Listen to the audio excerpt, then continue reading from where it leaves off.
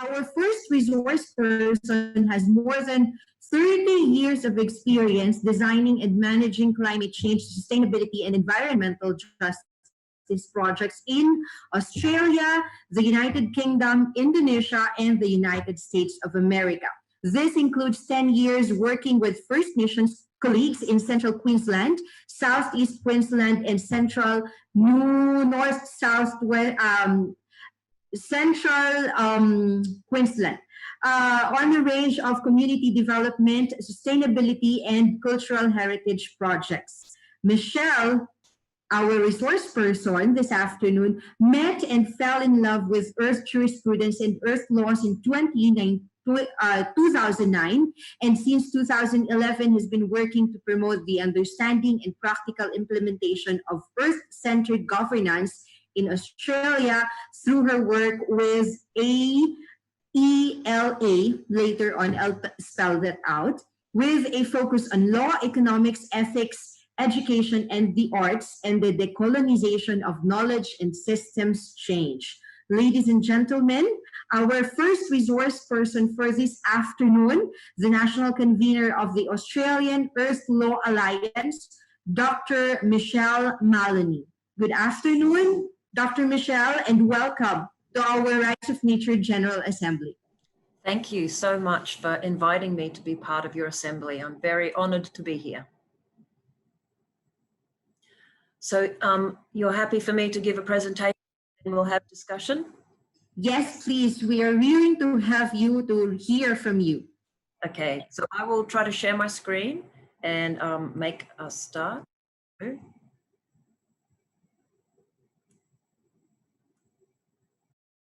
So thank you for that lovely introduction. My name is Michelle Maloney, and I was asked to speak about Earth jurisprudence, particularly as both a theory and a framework for action.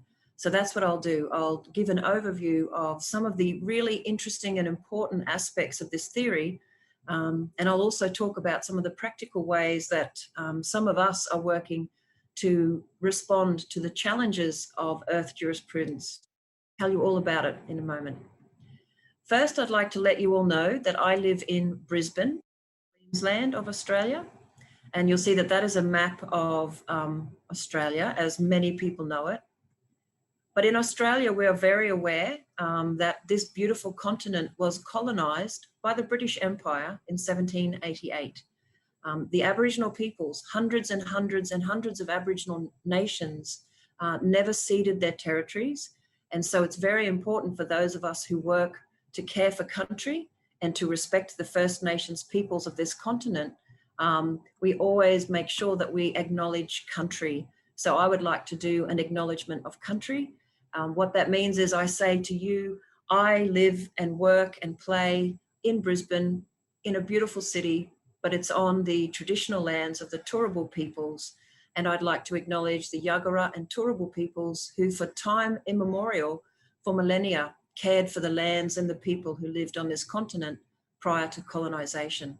And it is with great respect and with great humility that when I acknowledge country, I am very grateful to the First Nations peoples for the care and love they shared for the living world prior to colonisation. And I commit personally to be part of the journey of decolonising the minds of those of us who are not Indigenous, but who also love the continent and would like to be a positive force rather than a bad force for caring for our earth. So in my presentation, I'm going to just briefly remind us all that the ecological crisis we face across the planet today is I guess a starting point for many of our work, but also was definitely the inspiration for Thomas Berry writing about Earth jurisprudence. So I'll then talk about the theory of Earth jurisprudence or Earth laws, and then talk a bit about how it can be seen as a framework for action, and certainly talk about how it's been very inspiring for me and my organisation to build entire programs of work to respond to this wonderful challenge of the great work. So just as a starting point, and I'm sure in your day one and in all of your work for you to put this event on, you care very about planet Earth. So I don't need to spend too much time but it really is an important reminder of what's at stake. Today we see across climate change, significant biodiversity loss, degraded ecosystems, the loss of the wild, and the movement into what many are calling the new geological epoch of the Anthropocene, the argument that we've left the Holocene and have in fact moved into a time when things are terraforming the earth, and that we are at a scale and impact that really needs to be addressed. That image is actually a massive coal mine in my country, and you can see the contrast of the massive coal mine against the beautiful greenery of the forests above. I'm sure that many people are aware of the planetary boundaries concept, written by Earth system scientists in 2009, back when they first launched this amazing scientific concept, this idea that for the first time in known history, human beings could actually understand all of the different biochemical ways that planet Earth works as one system. When they first released their research in 2009, we had only crossed 3 boundaries. We've now crossed 4 out of the 9 planetary boundaries, including climate change, land degradation and biodiversity loss. And this is a huge cause for concern for everybody. And of course, the impacts of environmental degradation, as well as the impacts of so-called development, have been very unequal. Although we see our planet in great deterioration today, it's not because every single human being is living extremely well, materially speaking. We do have global elites. We have obesity versus starvation. We have consuming countries like my own, which are over-consuming. And we have other countries which suffer from some level of deprivation around material resources. So it's in unequal use of planet Earth's resources, and that in itself is a terrible problem too. One of the things we look at in the Australian Earth Laws Alliance is how did we get here? And of course, I can only, from my own point of view, my cultural background, my historical background, yours may be very different. But in the work that we have been doing, and in my previous many decades working in environmental care, a lot of people point to the neoliberal economics that emerged in the 70s and 1980s that really changed and made our economic system even more harsh towards certain narrow financial values. Other people point to what happened after the Second World War with the Great Acceleration, which I'll talk a bit more about. But many of us know that the impacts on planet Earth today started long ago. Some would say they escalated during the European Industrial Revolution, when the European countries decided that discovering coal and steam power meant that they could go to other places around the world and continue to take and expand and use resources and people from other places. So the colonial journey of the Western mindset that has now taken up much of the earth has been very interesting. But other people argue that some of the current problems stem from a different mindset that emerged in many human societies 10,000 years ago with the advent of large agriculture. Whatever you look at, whatever you think are some of the causes of the problems we face today, many people now, and particularly since COVID, have been arguing for a deep systems change. And it's systems change that I am personally interested in, and which Earth Jurisprudence speaks to very well. I just wanted to show these slides in case anyone's not familiar with the Great Acceleration. It's a term used to describe what human civilizations got up to after the Second World War around the world. I know you may not be able to read those slides in much detail, but there's 2 sets. This first one is Earth system trends since the 1950s. And whether you look here at carbon dioxide, stratospheric ozone, nitrous oxide, methane, or ocean acidification, what you will see is a dotted line that shows this extreme acceleration after the Second World War of all of these impacts on the Earth system. And what's interesting is if you go to the next slide, the socioeconomic trends driving some of these impacts on the Earth system are equally worrying and extreme. Again, if you look to water, everything, including energy, of course, has gone up almost exponentially since the 1950s. And yet, as we say, many human beings are still living in material poverty. So there's a big question about, if there's so much extraction of the Earth's resources, where is it going and why isn't everyone benefiting materially? This is a really quite dramatic set of images from some major mapping program that the Australian Koala Foundation embarked on. And it shows, and this is just to give an example of what's happened in Australia since colonisation, the image on the left is the extent of all different kinds of forests and woodlands in 1788 prior to colonial invasion or settlement. And in 2016, all of the white areas represent places where there are simply no forests anymore. And even where some of the green bits remain, some of those forests have been changed in that a lot of the old growth forests are gone and a lot of the trees that remain are much younger. This to me is a story of a culture that is taking too much, a culture that is not understanding its relationship with the living world, which is what Earth Jurisprudence is all about. This image is very sad to me. It reminds us of extinction events, of devastation of soils and water.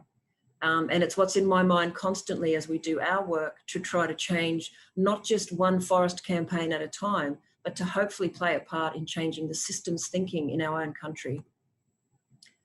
Which brings me to the bigger question: how do we understand the ecological crisis enough to actually take really appropriate responses and take action? Earth Jurisprudence is a concept that I first came across in 2008, 2009, and I was really pleased when I was invited to speak about Earth Jurisprudence for your gathering, your assembly. I'm often invited to talk about the work of my organisation, including Rights of Nature, but for me, Rights of Nature fits into this bigger framework of thinking about the Earth community, and Earth Jurisprudence is a lovely place for many people to think in a cohesive way. Lovely place to start. So Thomas Berry is identified as a person who coined the term Earth Jurisprudence. He lived from 1914 until 2009 when he sadly passed, but he lived a very remarkable life. He began his life as a Catholic priest, but eventually was so fascinated in the world of human beings and their cosmology and their worldview and the way they thought that he left the church and began to do what he called his exploration of the Earth's history. He called himself a geologian. He's often talked about by others as a deep ecologist. And his legacy has inspired hundreds of thousands of people. He's been a catalyst for movements around eco-spirituality and exploring these deeper elements of the human being, the human spiritual life, the human psyche, and some of the root problems of Western governance. He's somebody who took up the call for Rights of Nature and was very deeply inspired by First Nations peoples and Indigenous peoples around the world. One book that he wrote in partnership with Brian Swim, a mathematical cosmologist, was called The Universe Story. If you ever have a chance to read it, it's really remarkable. His book proposes that a deep understanding of the understanding of the history and functioning of the evolving universe is a really important inspiration for modern humanity. He saw that peoples from First Nations communities around the world had their own cosmology and their own way of looking at the world that connected them to place and connected them to the living world. Whereas many Westerners, through various reasons, through the history of secular society, had lost this deeper connection. And they also put forward the idea that given all of the modern science that we have in our world, through NASA's understanding of the planet as a system, through our understanding of climate change, seeing planet Earth inside the bigger picture, the bigger universe, was a very important and humbling way for human beings to connect with an understanding of our place in the world. But it's this book that I'd like to talk a bit about. This is really where Thomas Berry wrote about what we can do to respond to the destruction that many of our cultures, my culture, has been causing to the living world, and how we can change things. In this book, The Great Work, Our Way into the Future, Thomas Berry brings his love of the history of the universe and planet Earth into a critique of Western governance systems. So he critiques these underpinning governance structures of the Western industrialized world. And he says that human-centeredness, anthropocentrism, is an attitude that is shared and assumed and is incorporated into all of these big underpinning governance structures like law and government, economics, universities and education more generally, and in religion. And just a reminder, I think many of us who are interested in the rights of nature would challenge the notion that a human-centered way of being is a good way of being. We would probably agree that we should care for all of the species that live on this planet with us. But it's probably worth taking a moment to reflect on how deeply ingrained human-centeredness or anthropocentrism is. And I can speak particularly from my culture. I'm a descendant of the British and Irish peoples of Europe, moved into a continent of Australia, but many of our cultural worldviews have come from Europe. As Berry says, the deepest cause of the present devastation, and he refers to the environmental devastation, is found in a mode of consciousness that has established a radical discontinuity between the human and other modes of being. So what he's saying is this flawed way of looking at the universe, of looking at the world and seeing ourselves as separate, not just from plants and animals, but from everything other than other people, is a very flawed way of thinking. And modern quantum science or any of the ecological sciences will tell us the same thing. We have many evolutionary companions on this planet. And whether you believe in a God that created the beginnings of things, or a bump in the night that helped multicellular organisms evolve, the point is we live on this planet with many other amazing living beings. Thomas Berry points to human-centeredness because he says, in this worldview, human beings see themselves as the central fact of the universe. They see themselves as the final aim and end of the universe. And anthropocentrism means that we think the earth exists to satisfy human needs and desires. And in the teaching that I do at universities and in high schools here in Australia, it's very good to run some simple exercises to show students how deeply ingrained a human-centered worldview is. I don't have time to go through them now, but I often run a few exercises and thinking exercises, and students are really left quite shocked that even though they care about the living world, they still find themselves prioritizing humans. So in simple terms, Earth jurisprudence is a theory.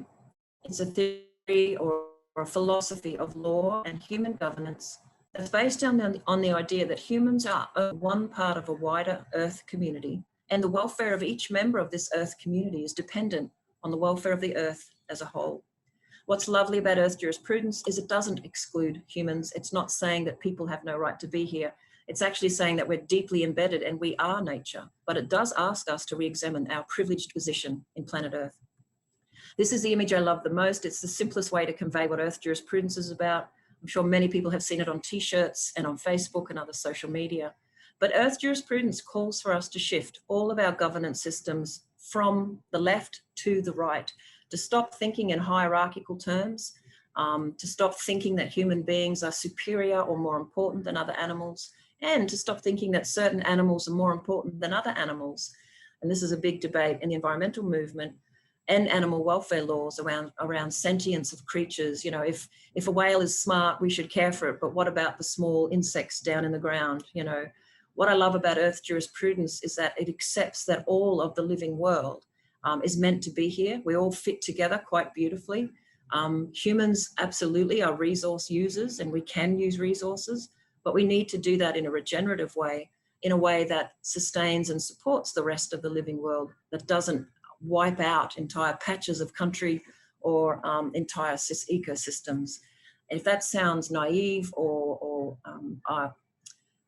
perhaps a childish notion that human beings can exist without destroying most of the living world, then when I explain the work that we've been involved in, and particularly in building the new economy network in Australia, it's very exciting to see the extent of regenerative economic activities that can be built and pursued and done in place of trying to destroy massive swathes of land. There's ways that we can live with more forests and more biodiversity, and we can all thrive together. And that's really what Earth jurisprudence is interested in. So linking it back to the book, what Thomas Berry says is that the great work for us all now is to carry out a transition from a period of human devastation on the earth to a period where humans would present to the planet in a mutually beneficial manner. And we do have some wonderful role models for how such lives can be lived with cultures that have already worked out how to live within their limits. I just want to take a small pause. I don't know everyone who's in the audience, but just a reminder about what governance is.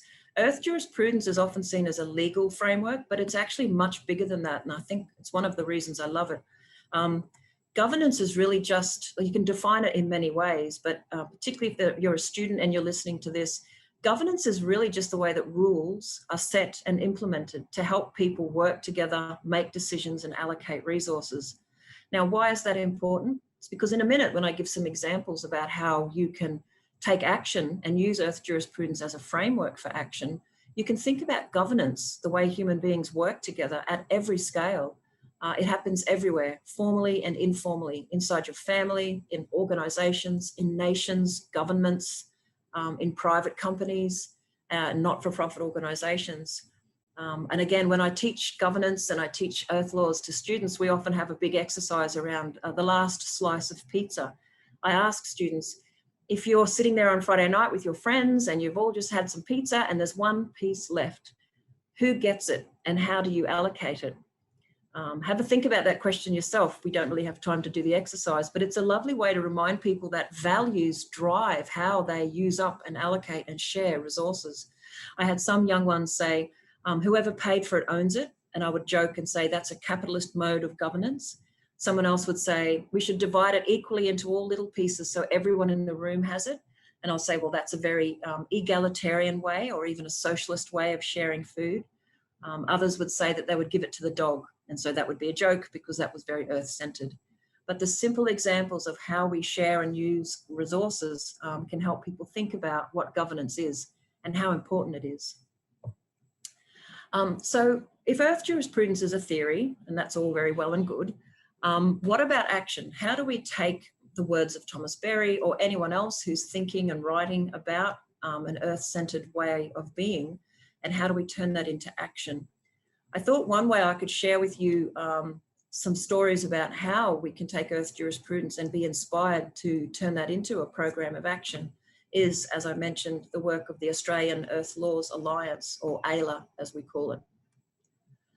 So the organisation that I'm part of, AILA, was founded in 2012, originally by a group of very concerned environmental lawyers, people who were very concerned because the current legal system does play a significant part in allowing harm to the environment.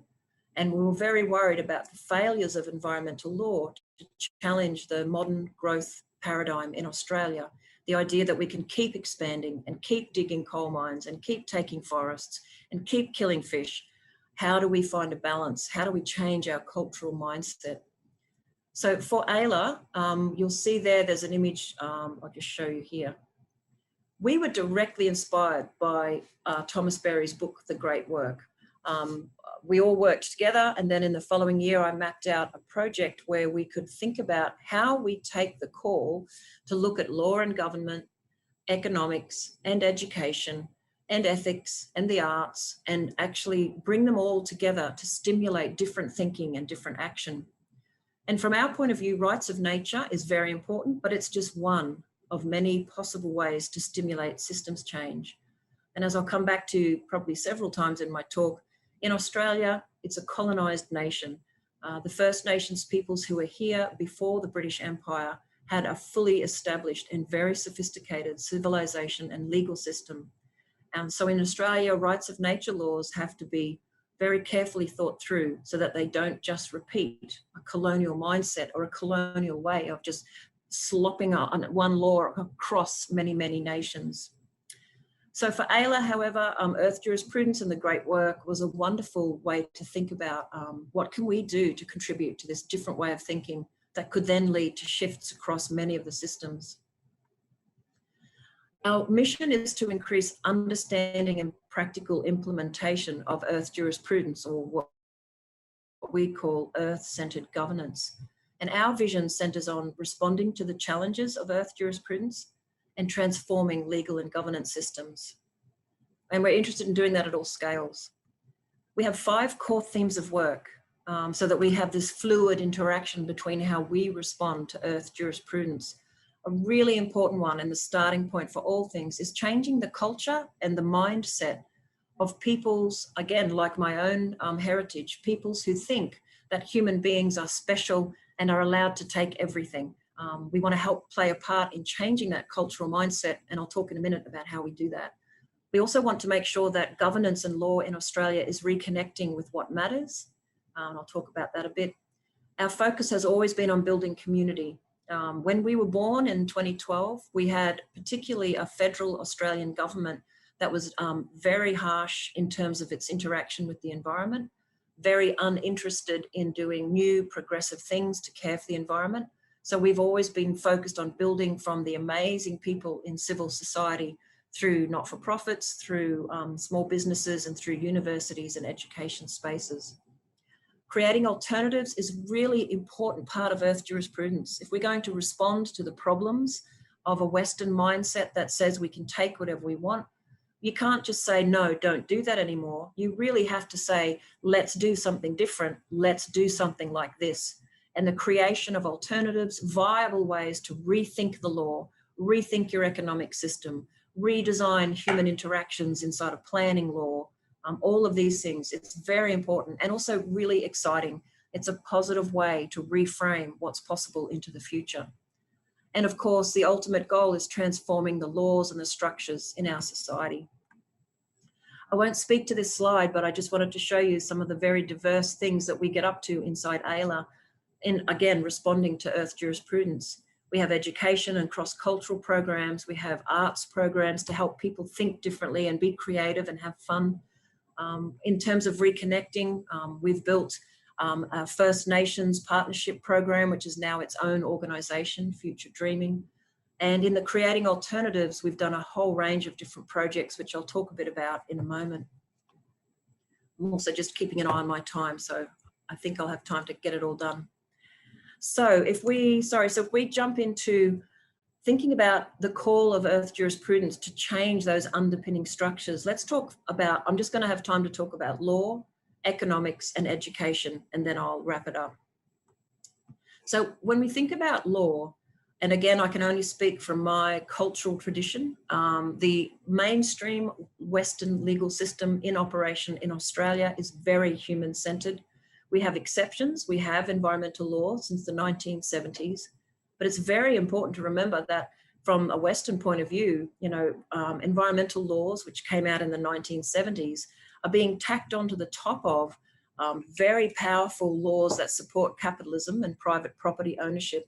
And these legal systems are at least 400 years old. And environmental law is like the poor cousin trying to change things around the edges while this pro-growth expansionist mindset continues. So when we think about how do we challenge the current legal paradigm in Australia or in other places that have got these systems, rights of nature laws are a fantastic spearhead concept to remind people that the living world is not just property. And again, property law, it's a whole nother conversation, but in the Western frameworks, property law is very powerful, and the creeping expansion of property law from owning land to owning ideas and owning the intellectual property across elements within plants or animals, it can be an insidious way to box up, commodify nature. So rights of nature, which your whole gathering is about, so I won't talk too much about it. The other thing that we need to do in Australia, and perhaps in other colonised nations as well, is to think about legal pluralism. How does a system like Australia, where the British legal system imposed itself upon all peoples, how do we break it up enough that First Nations peoples can in fact reclaim the right to have their own legal system operate for them in their own place? It's a very complex and contentious issue. And another aspect, again, particular to Australia, is an idea that we've been developing, community-based ecological governance. I don't have a lot of time to talk about that, but if anyone's interested, what we're interested in is supporting local communities to have greater legal rights, to have a say over their place. This is often combined with rights of nature and first laws, but it's relevant because in Australia, when the British came with their legal system, keep doing this action, because they basically drew big lines across the continent and just slapped giant laws across a place. And of course, Australia is a massive continent. It's as big as the lower 48 in the USA. You can't just have one law to govern over environmental conditions across very diverse ecosystems and communities. So we're interested in how in the very long term we could change it so local people have a greater right to save and protect and regenerate their local environmental communities than they do today. I think I just said everything I was meant to say when I had this slide up. So the Western legal system emerging from the 70s, et cetera, et cetera. There have been many efforts to soften the impacts of property law and development laws. But ultimately, it's in this century that we are now paying the price of the legal system that has supported endless growth and development for material benefit. So just a quick word on rights of nature. Thomas Berry talked about rights of nature as a very practical next step for all legal systems that don't already revere the living world. He said that any future governance system must recognize the rights of the non-human world to exist, thrive, and evolve. He said that rights exist where life and life-supporting systems exist. Bees have bee rights, rivers have river rights. So this is not about imposing human rights upon the living world. It's about saying the living world simply has a right to exist, and we have no right to destroy it completely. But of course, as you all know, I'm sure this is a very complex area, and depending on how you write your law and how you shape it, can depend on how you end up trying to implement a different way of thinking and being. I'll just read this quote from a colleague and one of the pioneers of the rights of nature movement, Mari Margul, in one of the chapters of the book that many of us put chapters into years ago in 2014. She wrote, because if you're sitting and thinking, well, yes, how do we do all this but still have human societies? I like this quote. It says, recognizing the rights of nature does not put an end to human activities. Rather, it places them in the context of a healthy relationship where our actions do not threaten the balance of the system upon which we depend. And further, these laws do not stop all development. They halt only those uses of land that interfere with the very existence which depend upon them. And again, just a reminder, the Australian continent has a beautiful, amazing array of First Nations peoples who still belong to country and still care for country. And so we really have to do a lot of thinking in Australia about whether rights of nature can be just seen as just another form of colonisation, or whether what we should be doing is working in solidarity with Aboriginal people to support their first laws, the laws that they've always had, the laws of obligation to care for the local environment that they live in and depend on. So we have a lot of work and thinking to do in Australia. One of the efforts that AILA has been involved in great acknowledgement of these cultural, everyone has their local cultural context, and it's very important that we all acknowledge that wherever we are, wherever we live, wherever we put our feet in the ground and perhaps our hands in the dirt, we have to respect the living world around us. And Future Dreaming Australia is a new organisation that AILA is partnering with First Nations people to really explore these issues in deep ways, and it's really fantastic. Economics, again, so Earth Jurisprudence challenges us to go, hang on, is our economic system human-centred, or is it caring for the whole world? Responding to a call for an Earth-centred economic system is very important, obviously, because the economics is often seen as the church of the modern secular society. It's the dominant culture, it's the dominant way that globalisation has influenced cultures and thinking around the world. So it's important to challenge the endless growth paradigm. And for those who've already heard of the donut economics work that Kate Raworth and others have been working on, that builds on top of 30 or 40 years of steady state economics. There's just so much fantastic work that you can do challenging the dominant economic paradigm so that you can build something new, something different, and something that supports all of life. It's such a complex but wonderful area to challenge. Where does value come from? Why do we only value certain narrow things in a monetary sense? How do we break down some of these systems in our culture, or in my case, in my entire country, governed by the madness of GDP and coal mining? challenging limits to growth, or not challenging, engaging in discussions about the limits to growth, which has been trying to happen for decades, but is really happening now, particularly post-COVID. I won't talk too much about it, but it's a particular area of my interest, which is how do we rein in human activities so that we can still prosper, but we're not always putting pressure on ourselves to grow materially, because that's the direct impact on the earth that we're worried about. So building alternatives to growth economics is absolutely critical, and it's a really important part of Earth jurisprudence. The work that we do inside the New Economy Network Australia has been some of the most rewarding work. And I think it's, I'm really proud of it. It's a lovely example of how within AILA, we did an analysis of all of the things that were a barrier to caring for the earth. And of course, growth economics. And when I say growth, I don't mean that everyone has a fair share and that everyone has a good life. I mean what I talked about before, excessive extractivism, with all the money still going up to the elites and the shareholders while the rest of the community is still suffering.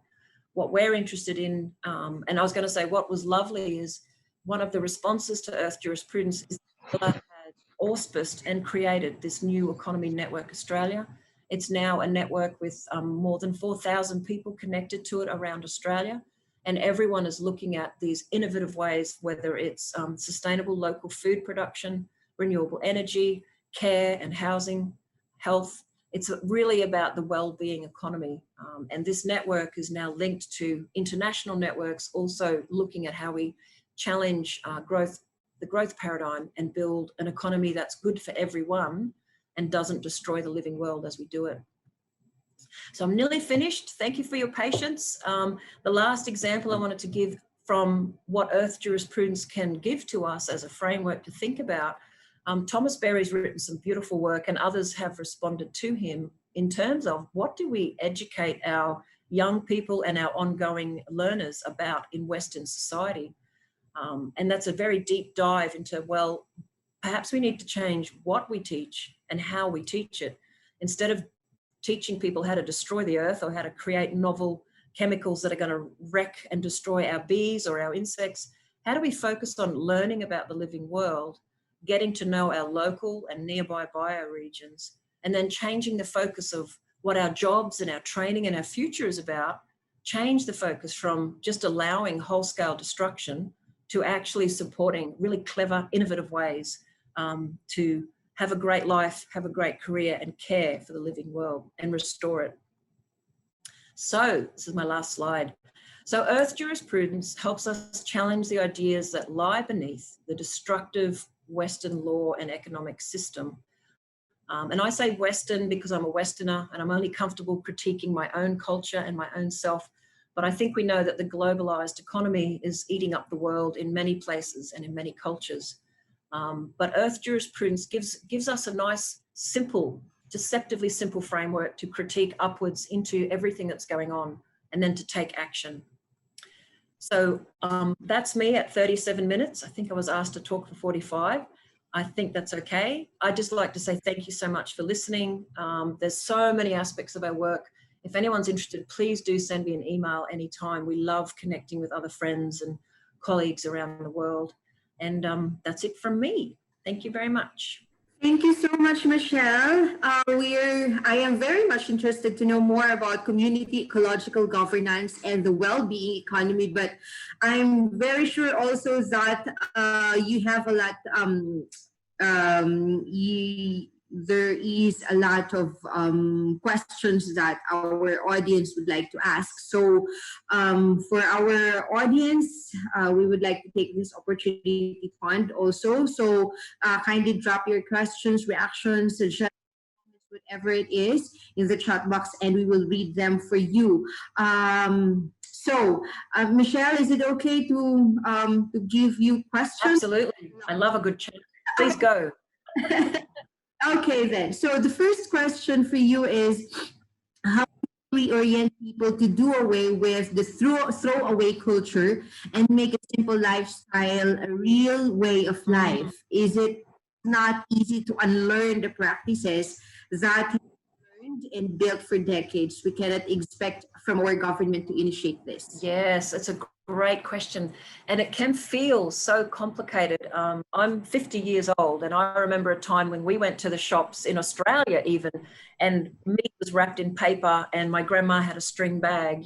Plastics have gone crazy. The throwaway society is insane. However, saying that, I think the solutions have to be very, very local. You know your place, you know your culture, you know the triggers that will help people feel supported in making changes, and you probably know what would make people angry and upset if you try to make them change. As someone who's interested in what I guess you would call collective responses, you can absolutely support individuals to give up plastic bags. You can, however, also think about collective action. How do you work with whether it's your community council or your local government or a national government? How can you work in a way that helps bring the structural and collective change? We've seen huge successes around the world when governments have helped put a ban on single-use plastic bags, but we've also seen a huge barrier with corporate control of that agenda. We've seen big companies really push back and governments fold and give up. So I think the answer is, it's definitely part of changing culture. You can make action on your own and you can encourage friends and family, but one of the most powerful ways to do it is identify in your local cultural context and your local political space, what's a way to do it that can bring everyone into that same space. So I hope that's a bit of an answer. Thank you. Another question, and I think I mentioned this when you started off, because even though for example, our colleagues would, from start of the meeting, whatever it is, with the acknowledgement of the country and then of your indigenous peoples. So there's a question from Brother John. In 2008, Prime Minister Rod asked apology from the indigenous peoples in Australia. How did it help in the efforts to promote the rights of nature? Yeah, look, it's very nice that you know of that. Prime Minister Rudd was a man who did care very much about the legacy, the colonial legacy, and he is the only Prime Minister to ever make what you would call an official political apology on part of the government. Unfortunately, a couple of years later, he was pushed out by colleagues, and then since 2012, we have had what you would call a right-wing national government, and they don't seem to care about many of the things that we care about, either First Nations people or the environment.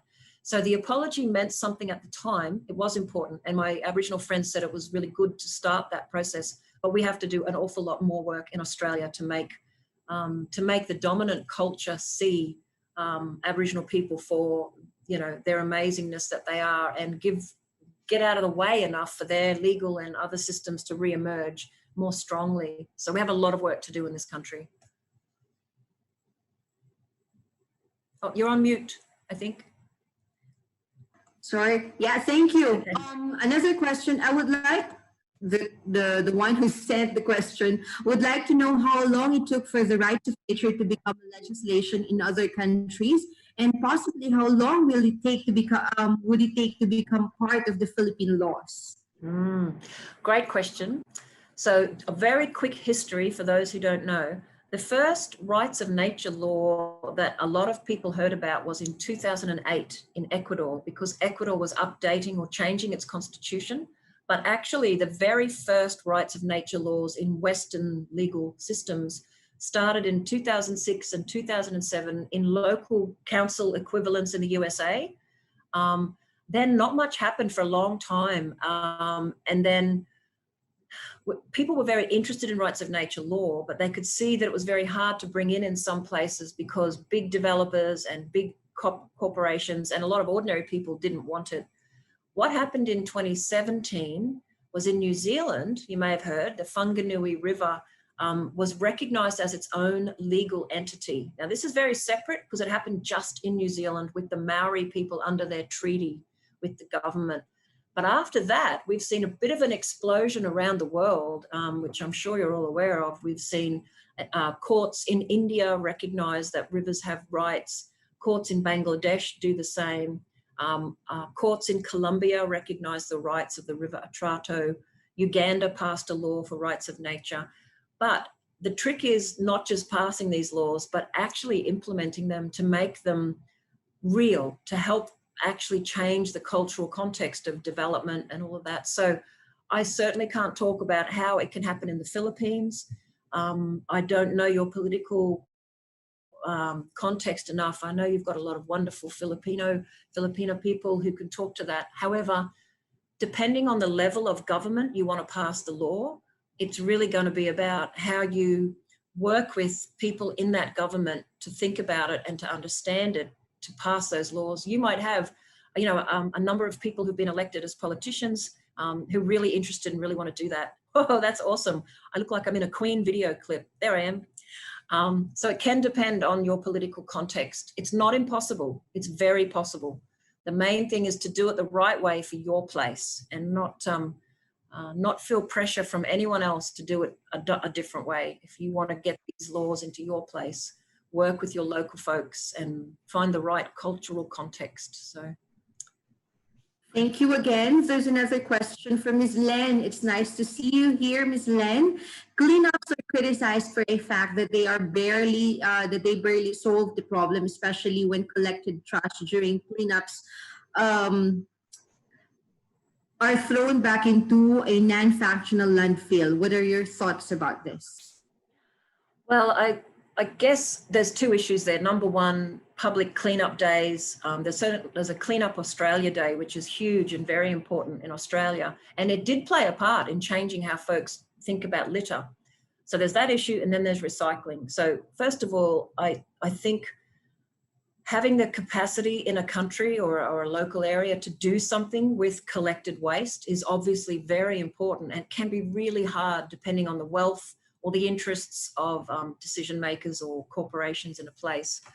But more important than what we do with waste is trying to eliminate waste in the first place.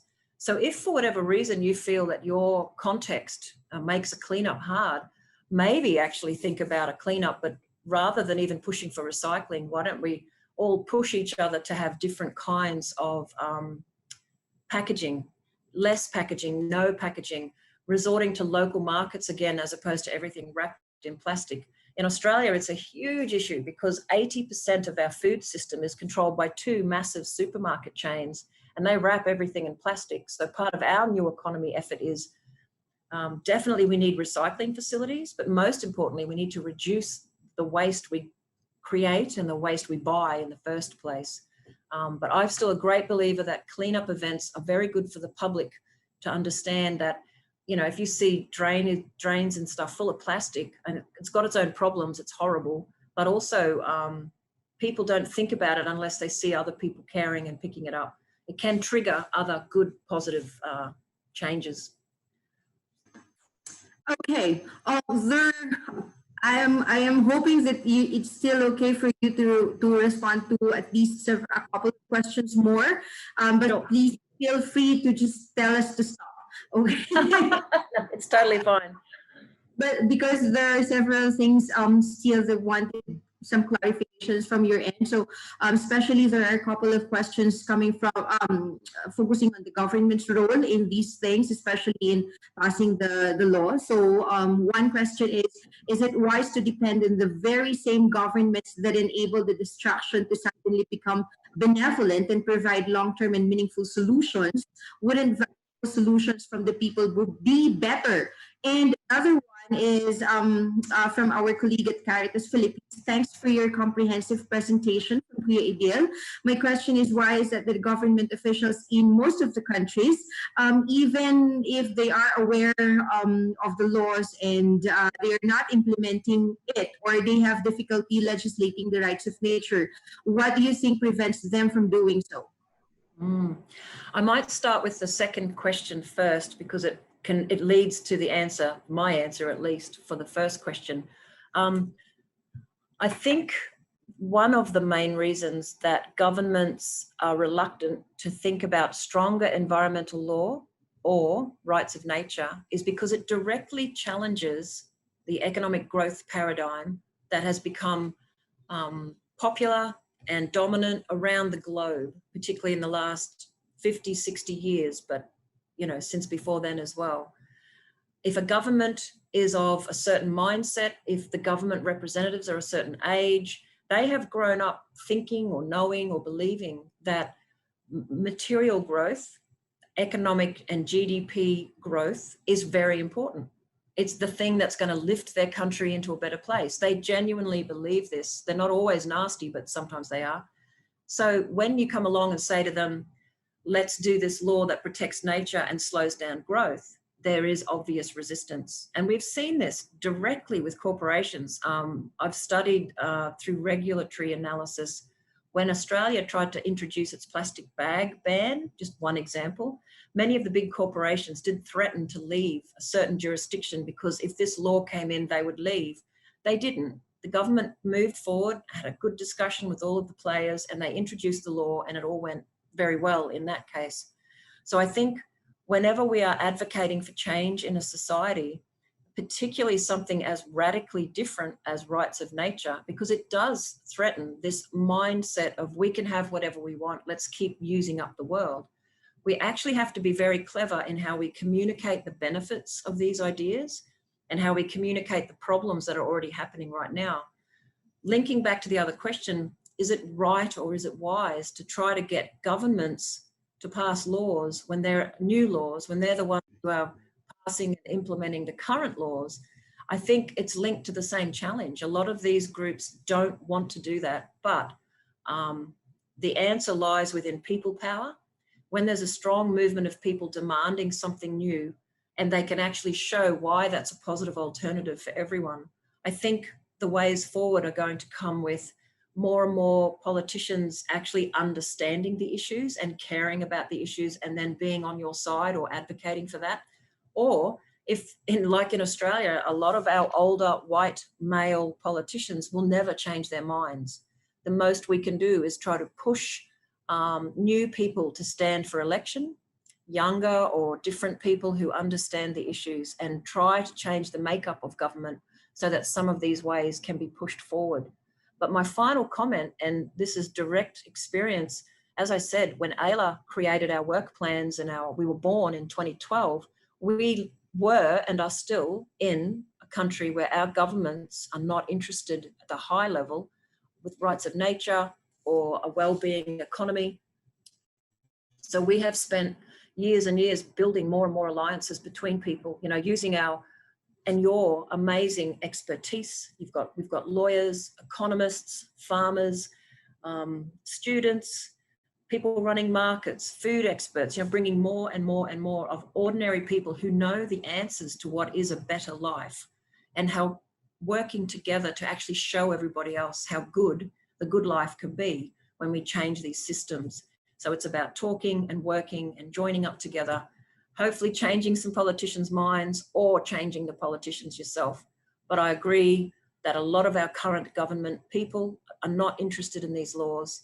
But in the meantime, we can continue to do and build all of the things that are important, everything we can do in our power to then push upwards so that the laws will change around to recognise a much better economic system and a much better caring environment. So I hope that made sense. Thank you again. Another question. How do we protect land from exploitation, example, mining in the framework of RON? Are there examples or precedents in other countries, especially in Australia, especially now that we are really talking about is responsible mining possible in an archipelagic country like the Philippines? So your thoughts, please. Yeah, look, my first response would be definitely have a look at a group, an international network called Yes to Life, No to Mining. So it's called Yes to Life, No to Mining. What they have been doing is working with regional coordinators all around the world to gather stories of success when people have been able to challenge or stop unwanted large-scale or unwanted mining. I know there's been some amazing examples in Colombia because they have a legal system where they can trigger a popular vote on certain activities locally. And I know that there are some success stories in other places. But one of the reasons that network formed up several years ago, why it's so important, is mining companies, as we know, are some of the biggest, well-resourced groups in the world. They are behind many of the assassinations of environmental activists in countries around the world. And this is very, very hard stuff to challenge. In Australia, we're a very wealthy country in many ways, but we still have governments completely locked into a mindset that says we will allow all of these foreign companies to come and mine this country, take away all the resources because there's money in it for the government or there's money in it for other businesses locally. It's a flawed way of thinking when we are destroying really big areas of our environment. So Australia certainly cannot be held up as any kind of role model on good mining practices. I think in terms of, supporting its workers and paying its workers, all of that, making things safe for the people who are here, yes, we do that very well, but we do not yet challenge unwanted mining when communities, you might have heard of the big Adani mine threatened for central Queensland, which the local Aboriginal custodians have said, no, we don't want it. And the Queensland and federal government are still letting that go ahead. So civil society is up in protest and marching and locking on to trains and trying to stop things. So all I would suggest is, look out for other people around the world who are trying to stop those mines, and always be trying to find these economic alternatives the way we're trying to do with our new economy network, to show people we can still have jobs and a livelihood. A local economy is much stronger if it's all, structured and managed by local people. But it's very hard to stop big, powerful companies. I think we all know this. Very hard. Mm-hmm. Last question, Michelle. So that you'll be able to brief now. No, it's okay. Yeah. So for a country that's only starting to make some progress in the discourse of the rights of nature in the Philippines, especially. So how do you suggest that we start off capitalize on the strong network of CSOs that we have in the Philippines? Well, actually, I look at in awe and inspiration at the work you're already doing in the Philippines, the caravan and bringing people together and having the discussions. I think I would suggest just keep doing that and keep bringing more and more people together. More and more people, louder and louder voices, great solidarity in caring for their local areas. And again, I think showing alternatives, showing that if we could bring rights of nature to this place and support these things, and we can build a living economy so we can live here forever. You keep telling that story and more people will come to that. I think there's this combination of corruption and greed and power that's always going to be hard to fight. And the only way that we can challenge that is with the goodness of our hearts and working really beautifully together to show that there is a better way. But I think the Philippines is doing great. I think you're building a movement very quickly compared to some places. So I think just keep doing what you've been doing, and I really hope that we can look to you and show other people how the Philippines did it. Australia needs help too. Yeah, the same thing with yesterday's discussion and sharing with Attorney Munta Ito. But I think I am not supposed to allow you to leave the room without sharing also your personal experience. What is it that made you decide to focus really on this campaign? What's your personal story? Well, very quickly, I was born and raised out in desert country, which I'm not sure the Philippines has any desert country, but I grew up 800 kilometers west of the coast of Queensland in a little country town. And my story is very simple. I always loved plants and animals. I just always loved nature. I'm crazy about it. And so when I went to university, I wasn't inclined towards science because I don't know why actually, but I ended up doing law. And it was always about doing environmental law and caring for the earth and doing whatever I could as an individual to join with others to do something, anything for the living world. So my story is probably one of just born to love the living world and then used whatever skills I had. I was always good at the paper learning, more so than, building a house or something. So I used those skills, went to university, and then volunteered a lot and have spent a lot of my career volunteering and working for nothing to do the things that are really everything. So right now I feel sad some days. I have seen climate change at a time when we could have changed the direction of its pathway, and I now see its impacts coming to Australia very badly. But I'm still very optimistic that in the last 10 years, more and more people are doing really great, amazing activist work. So my personal story is a little bush kid who studied law and now build these organizations, and we'll keep going until there's no breath left in my body and I return to the earth, I think. So that's a simple version, I think. Thank you so much. Thank you, Dr. Michelle Maloney, for your time and the passion that you have shared with us here in the Philippines. We hope to be able to continue working with you in the future, especially as we really continue our journey also to towards the full recognition of the rights of nature in the country.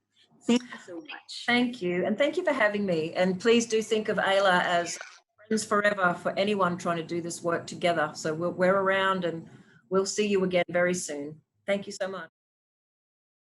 Our second presenter is equally interesting, especially in terms of how he will be presenting to us now the rights of nature in the Philippines, which we filed last year. So our second presenter is a Juris Doctor graduate of the University of the Philippines with experience in the practice areas of administrative, criminal, civil, labor, and public law.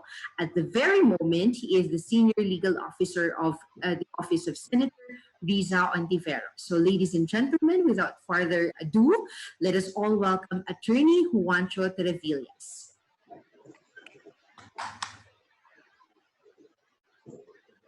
Start na ba? Yes, Attorney. Okay. Gusto mo po ng iba? Intermission number ka muna. Mag-ano yun? TikTok muna ako dito. Pwede po. Wait lang.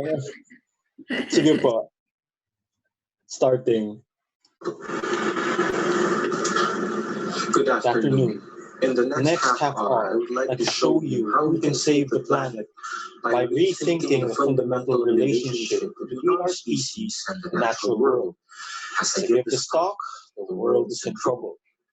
Climate change caused by human activities is not a theory, it is a fact. Global warming is causing the ice caps to melt and the oceans to rise. Island countries like ours are in danger. It is clear that human civilization, as it is now, cannot be sustained. Why are we here? One idea is that we are here because for far too long we have treated nature as an object to be used and exploited. Nature and the things in it, plants, animals, rocks, are not important in and of themselves, but because they are useful to our species. As if someone or something gave us dominion over the fish of the sea, the birds of the air, and all the wild animals of the earth. We have treated living things and living systems like objects. Despite the evidence that animals too are sentient, that they too can be social, that they too can feel, learn, suffer, and love, that they too can feel pain. If we are preserving nature because we want to exploit it some more, because we want to exploit it again and again and again and again, we may end up destroying it. And that will be the end of us. So, we should rethink our relationship with nature. We have environmental laws, but what they really do is regulate exploitation. These laws have legalized breaking the earth, fracking, drilling, open pit mining. Attorney, you have an echo. Yeah, I think my signal. Wait, how's this? Now it's okay. Okay, open pit mining. These laws have legalized the rape and destruction of our forests. They have legalized the depleting of our fish stocks to the point of collapse. They have pushed wildlife and wild spaces to the brink. They have allowed the keeping of millions of sentient beings in miserable, unnatural bondage, something that is slowly poisoning the planet. We are looking for intelligent life in outer space, but we are blind to the fact that there is intelligent non-human life all around us. So what is this rethink that I mentioned at the start? Um, very simple. Nature and natural processes should not be treated as mere objects, blind, dumb, inanimate. Uh, Natural systems and processes should be recognized as persons under law, as legal entities possessing inherent rights.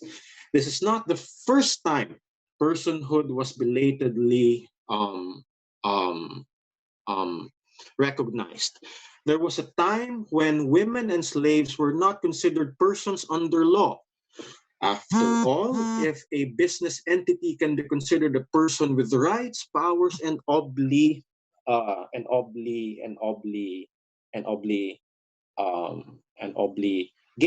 why not a rainforest ecosystem? Why not a reef? This is an idea that is rapidly gaining ground. In 2006, the first law recognizing the rights of nature was enacted in Pennsylvania. Communities across more than 10 U.S. states have followed suit. In 2008, Ecuador enshrined of, of nature, also called Pachamama, in its constitution.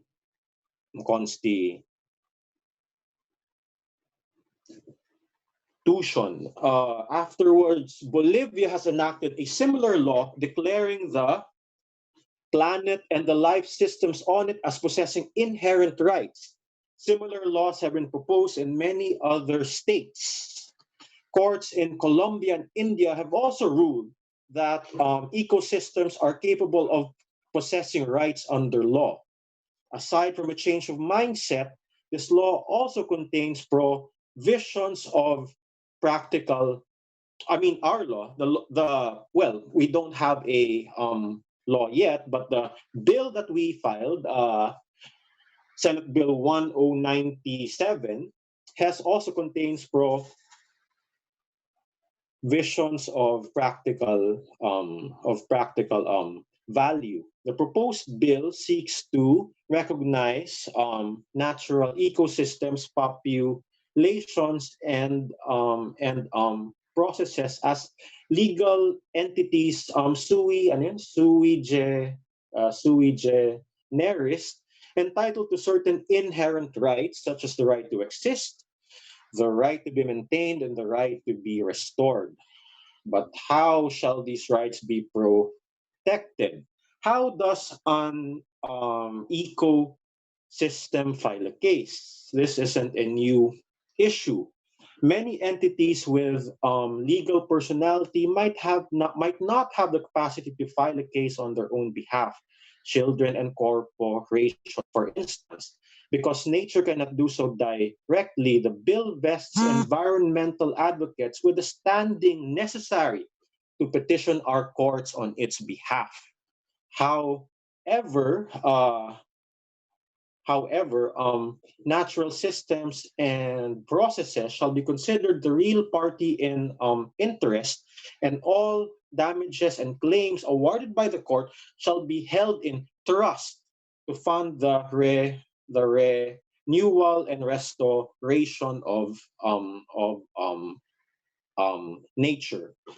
And it also contains an anti-slap clause to protect advocates from being harassed by baseless suits.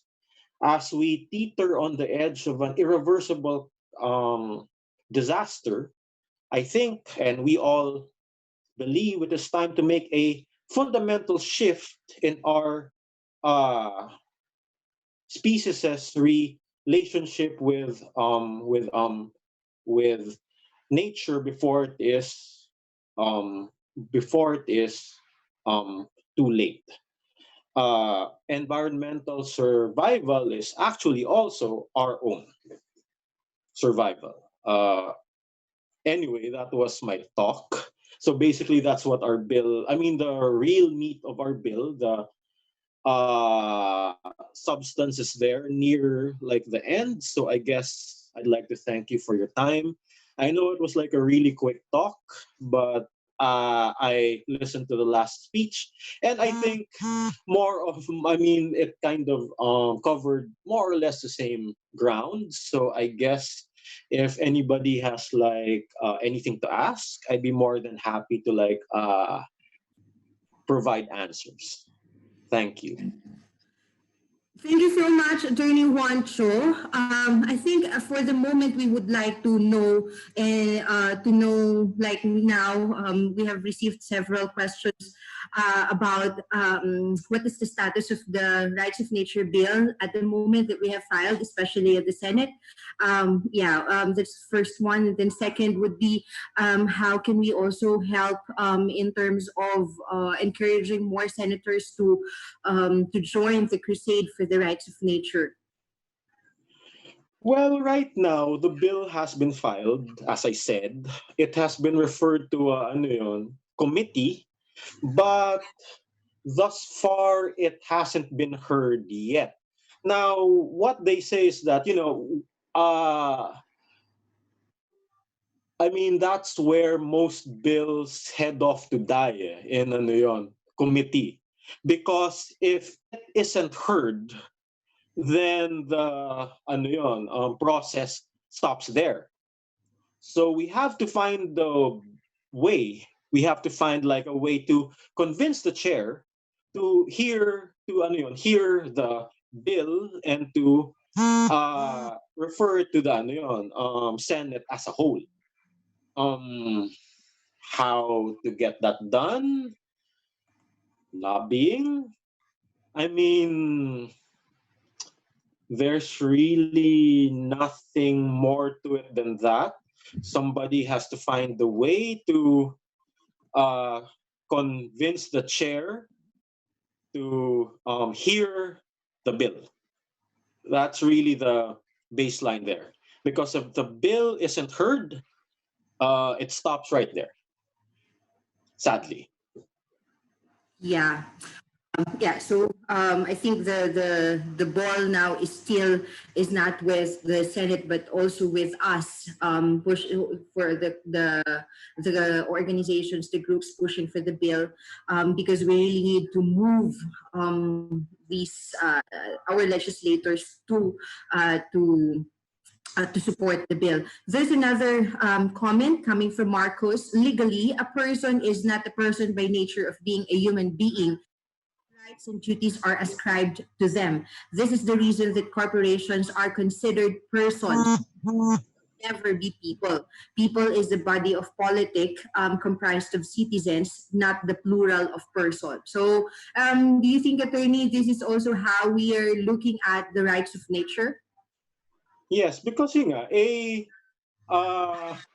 person under law has a parang very technical meaning. I mean, a person under law is basically parang something or someone who the law says is a person and to have legal personality. So it isn't something that is in that you have to be a human, 'di ba? I mean even non person I mean non what do you call that? Non humans can be considered persons under law. So I mean companies, the estate. So I mean, so this isn't really like a big jump in thinking to like see that, I mean, a parang river can also be a person and can also possess legal personality. So I mean, it's not that big of a jump. Thank you. There's another one here. What the Office of Senator Risa is doing to convince the Senate President or the concerned to schedule the plenary discussion for the rights of nature? How can environment advocates help in this area? Well, actually, we've talked to our chief of staff, has talked to the chief of staff of like the chair. But yun nga, I mean, their staff naman is fine. I mean, they like the bill, they like what the bill is for, what it stands for. But yun nga, at the end of the day, it's the call of the chair. So I mean, it's up to the chair to set when the bill will be heard. So right now, what can we do? Perhaps like you can visit her office. Perhaps you can send her flowers.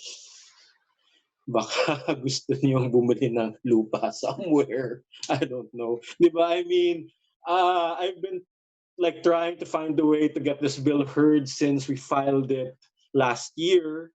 But, I guess kailangan talagang hulihin yung kiliti nung chair. Yun nga. I mean, it just can't be from us. I mean, because you also have to like consider where we stand right now. I mean, we're not, I mean, di ba, hindi naman kami sa madjo, di ba? Mhm. Majority right now, in a way, embattled nga kami ng konti. So yun nga, if we could like show the committee that there is a consensus building, that not just here but also worldwide, then yun nga, that might get the ball rolling. Okay. Attorney, in a general, like, in a way, just to help us understand also, tayong mga nasa CSO, yung mga environmental advocates natin na nandito ngayon listening and even over Facebook watching, please help us understand what should we be doing in order to level up siguro yung lobbying, for example, based on your experiences when you were filing bills that needed that you yourself, Senator Risa, for example, na alam niyo talagang sigurado, kumbinsido kayo na kailangan nito ng Pilipinas. So how do we... Well, the last bill that I can think of that was passed like really quick was the Mental Health Act, which we also sponsored. Now that had a lot of broad grassroots support from basically almost all stakeholders. So from the hospitals, the government, public, private, doctors, patients. So yun nga, and there was also a very nicely organized campaign on social media, and that they also had a very nicely timed campaign also on the old school media. So I guess we just have to make the public more aware of this. And I think one good way, I've been like reading a number of psych studies lately, and it seems like one good hook is to emphasize loss. Like, I mean, to like emphasize to the person on the street that if we lose yung mga bundok natin, gubat, reefs, diba, there are effects that can be felt maybe not right now, but that will be felt at some point in like time. I mean, as we saw in the last typhoon, the floods were, I suppose, partly caused by the lack of, di ba, trees, right? The, ano yun, the, tawag doon, forest um, cover. So I think that kind of made things worse. So yun nga, just highlight the parang loss, highlight the tawag doon,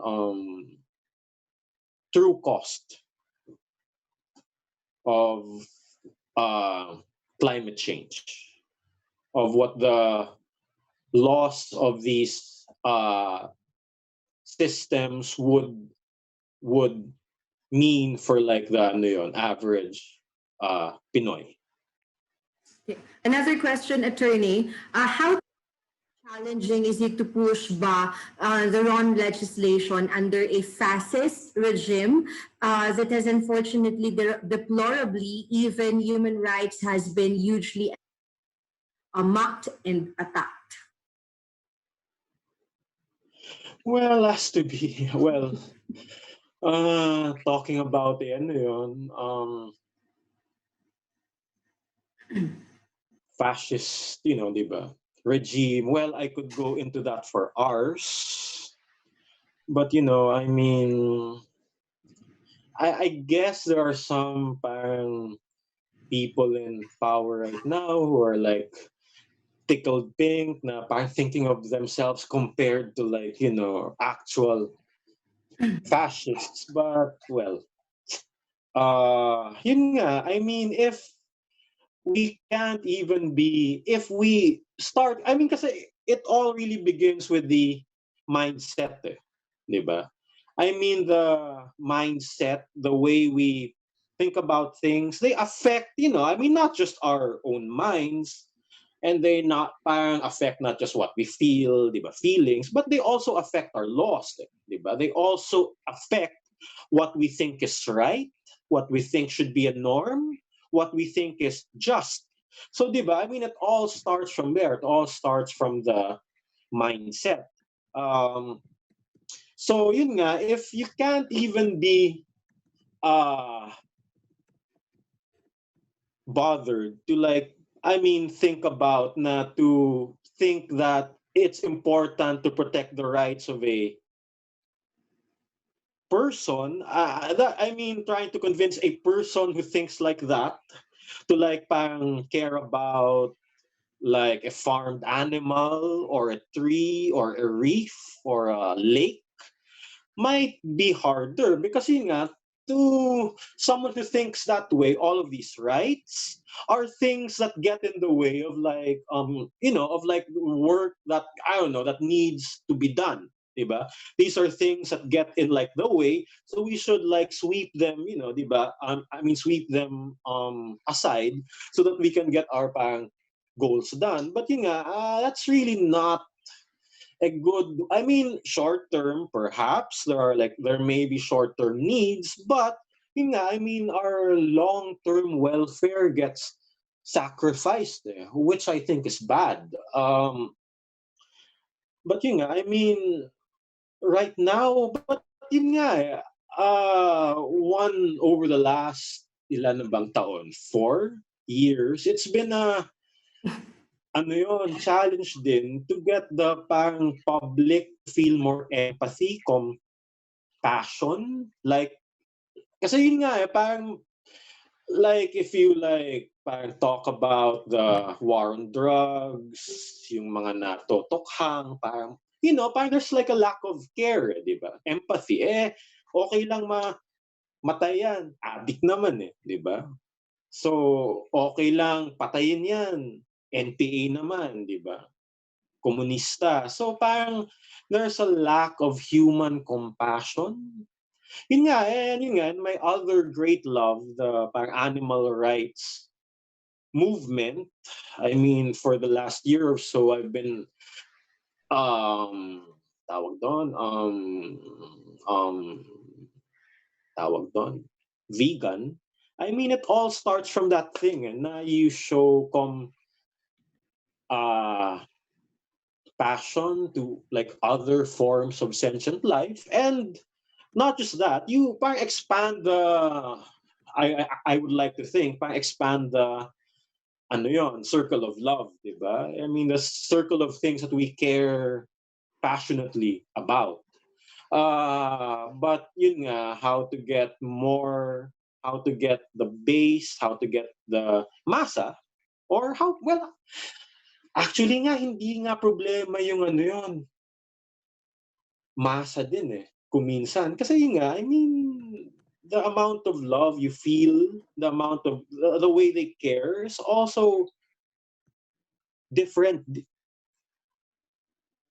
din eh. I mean, sometimes it's even harder to get like the people who are more ano yon, privileged in life to like care about these things. Eh.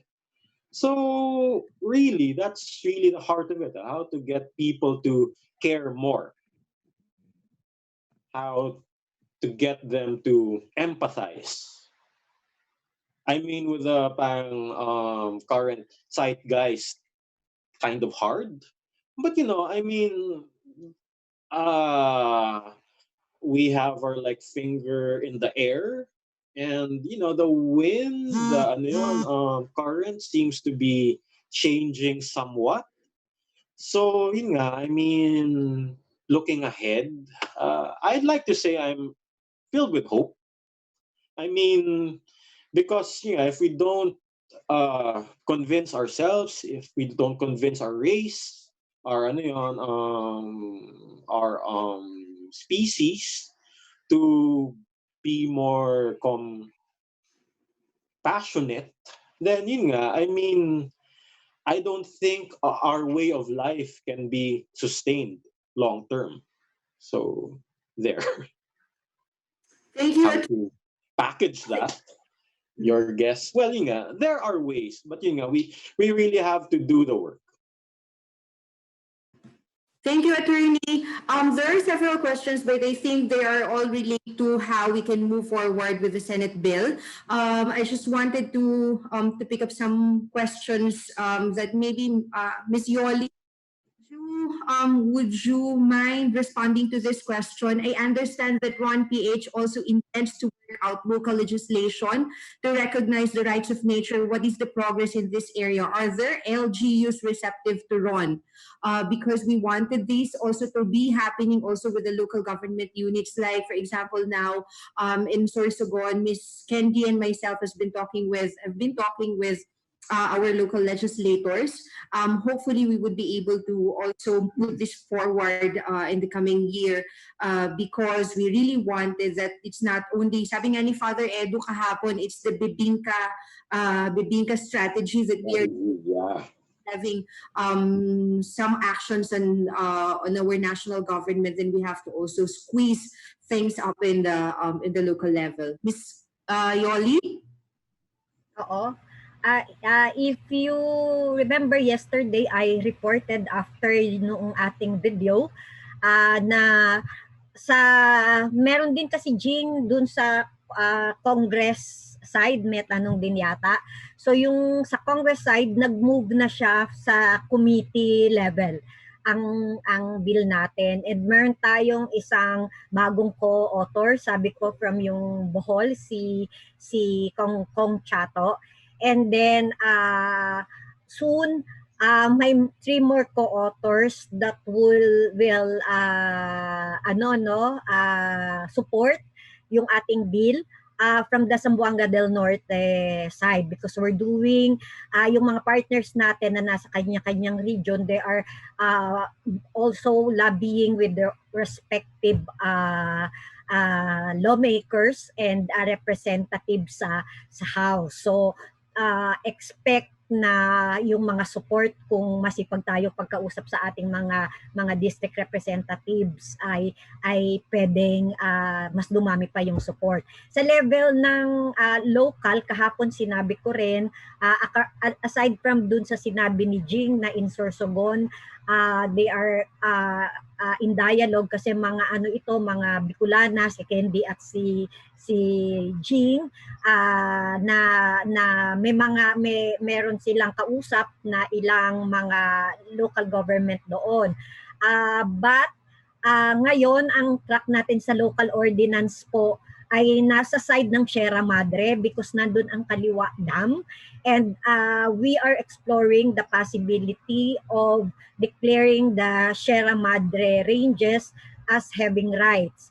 And it's positive for the church there. Nakausap natin yung bishop, and the bishop promised in the regular forum ay i-take up niya yung ganitong possibility with the local government leaders. Meron pala silang platform doon na kung saan ay may regular nagmi-meet yung church at yung LGU. At mayroon tayong mga kaalyado o kaibigan ng mga LGUs, syempre wanting to protect the Sierra Madre mountain ranges from all this dam construction.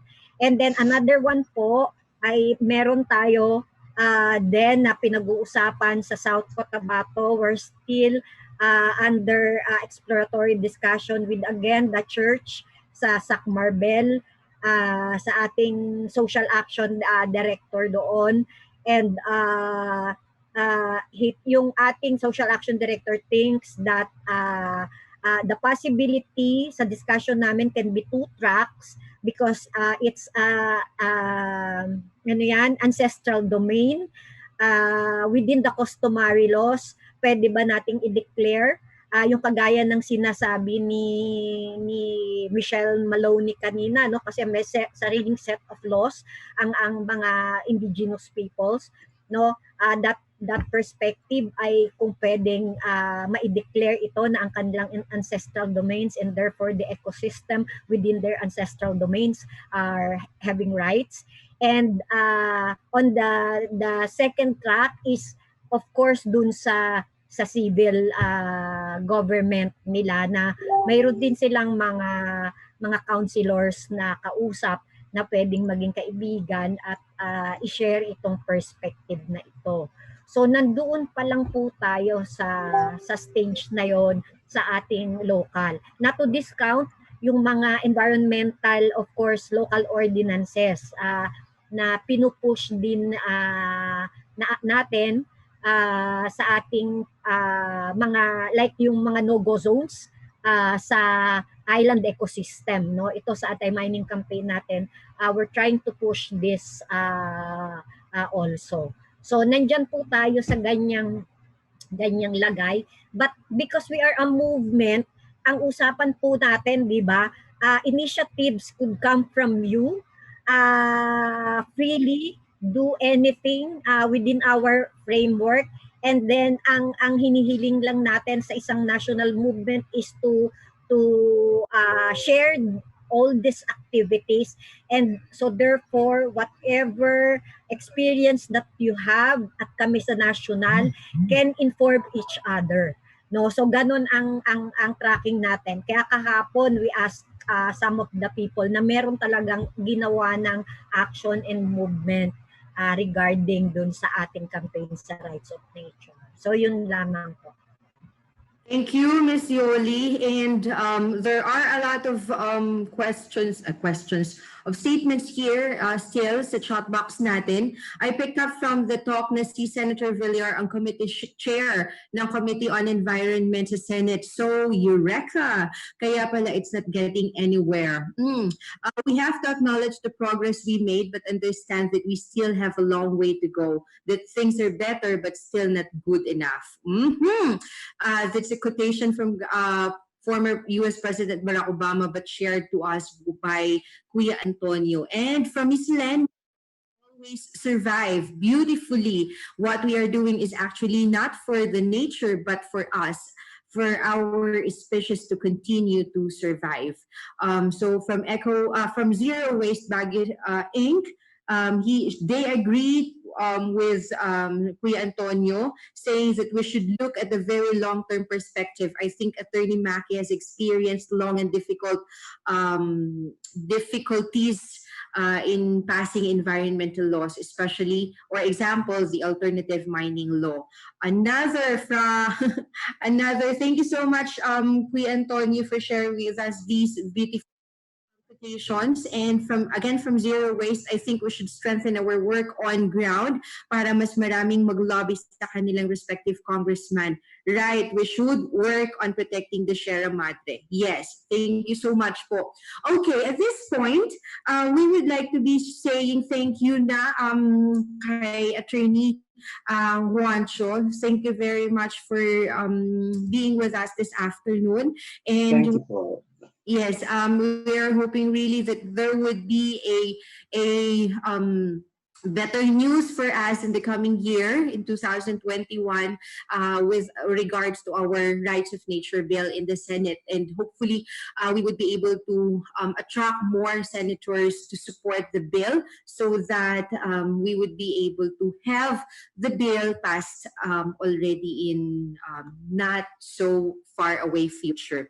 Are there other champions in the Senate who can co-author the Ron bill, who will make the bill rolling from Kuya Bonifacio? I think, Ms. Yoli, we are talking to several din po, di ba, ng mga senators. We're trying to. Yes, we will follow up. Actually, nakapag-usap na tayo, di ba, kay Senator Binay. Sa office ni Senator Binay ay nakausap din natin siya. So, but we have to follow up dahil nagkaroon tayo ng COVID. Hindi na tayo nakabalik sa opisina nila. Okay. Thank you so much again, Ms. Yoli. And this afternoon is proving to be very much like yesterday, but with a much happier tone, full of inspiration, challenges, motivation for us to urgently act on the climate emergency by legislating the rights of nature in the Philippines. Attorney Mackey Maderazo, the Legal Counsel of Philippine Miserior Partnership Incorporated and a human rights and environmental lawyer, will share with us his thoughts about the presentations. Attorney Mackey, good afternoon po and welcome to the General Assembly. Thank you, Jing. Thank you, Michelle. And thank you, Attorney Juancho. Meron akong quickly na ginawang short talking points. So, can I share my screen? Ito yata. Saan ba nalagay ito? Ito. Okay.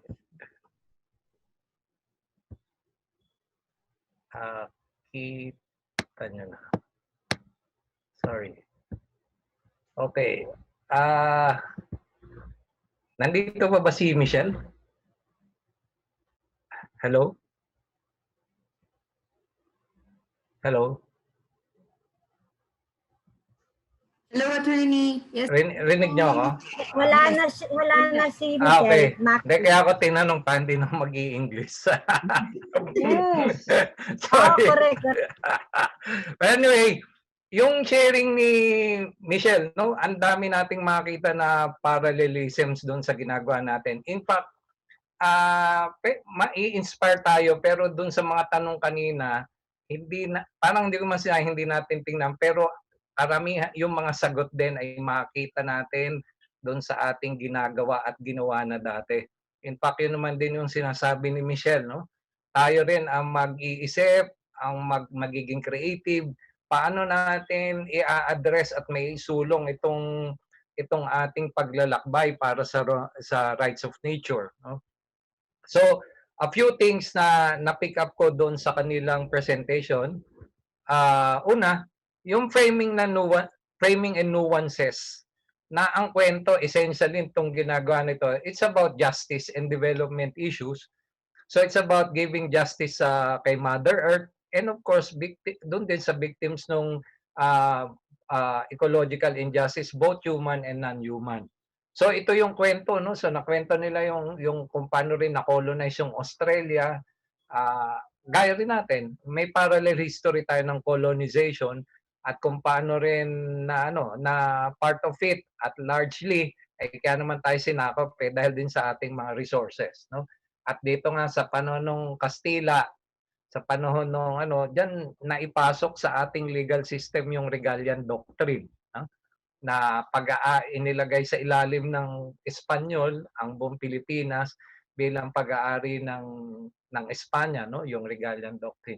So nagre-resonate yung issue nung pagkakaroon ng justice development issue kasi kaya natin dapat tingnan din, no. So malaki yung challenge dahil even tayong itong mga nasa developing countries, gusto rin nating i-imitate kung anong klaseng buhay meron yung mga nasa first world or developed countries.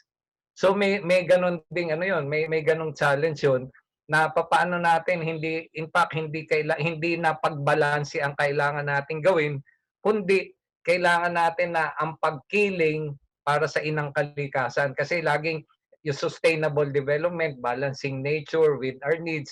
Pero sa sitwasyon natin at kanina inilatag nung dalawa nating speaker, yung ecological crisis, hindi dapat pagkiling talaga tayo towards the protection of Mother Earth. And then, again, yung changing of narrative, paradigm shift, kasi ang dominant na naratibo ay yung narrative of division. So, meron tayong shared story of colonization as a people at saka yung nature.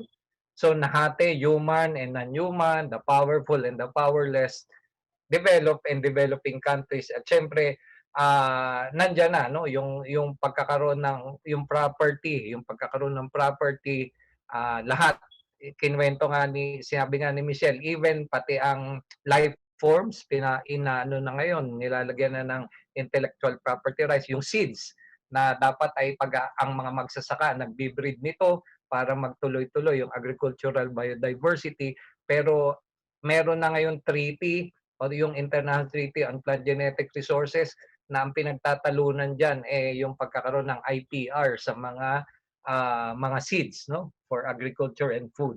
Of course, ang gusto nating naratibo, yung narrative of plurality, nabanggit to ni Michelle, yung pagkakaroon ng maging inclusive, nandun tayo na pagkilala sa interdependence natin ng lahat ng species at yung paradigm shift, no? So ito malino sa atin to, parang rehash nung yung framework din ng ating Rights of Nature Philippines, nung ating movement.